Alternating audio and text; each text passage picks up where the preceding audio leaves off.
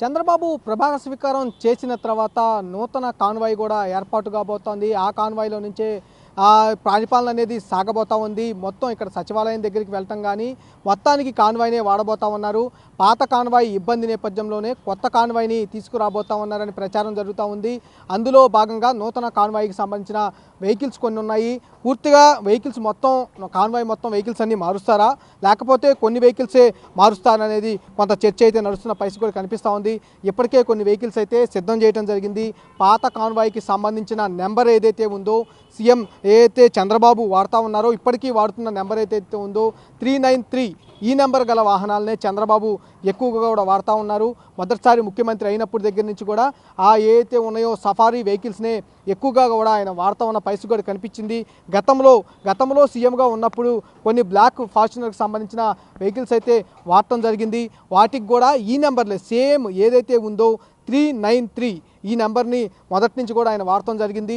ఇప్పుడు మనం చూస్తున్న విజువల్స్కి సంబంధించిన వెహికల్స్ కూడా చూస్తే వాటికి కొత్త నెంబర్ ప్లేట్స్ అనేది రీప్లేస్మెంట్ చేయటం జరిగింది. వెహికల్స్ అయితే కొత్తవి కాదు, కానీ పాత వెహికల్స్ను తీసుకువచ్చి కాన్వాయ్లో కూడా యాడ్ చేస్తున్నట్టు కూడా తెలుస్తూ ఉన్నారు.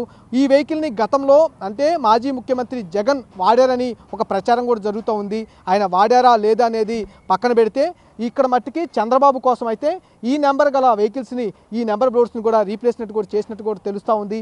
ఈ నెంబరు ఏదైతే ఉందో 393 నెంబర్ని అయితే ఎక్కువగా కూడా చంద్రబాబు నాయుడు వాడుతూ ఉంటారు. వాళ్ళకి సంబంధించిన వెహికల్స్ అని కూడా మనకు తెలుస్తూ ఉంది. చంద్రబాబు నాయుడు గన్నవరంలో రేపు ప్రమాణ స్వీకారం చేసిన తర్వాత ఈ కాన్వాయ్నే వాడుతున్నారని కూడా తెలుస్తూ ఉంది. ప్రస్తుతం ఇక్కడైతే మనం చూసుకుంటే 5 వెహికల్స్ అయితే ఇక్కడ కనిపిస్తున్న పరిస్థితి కూడా ఉంది.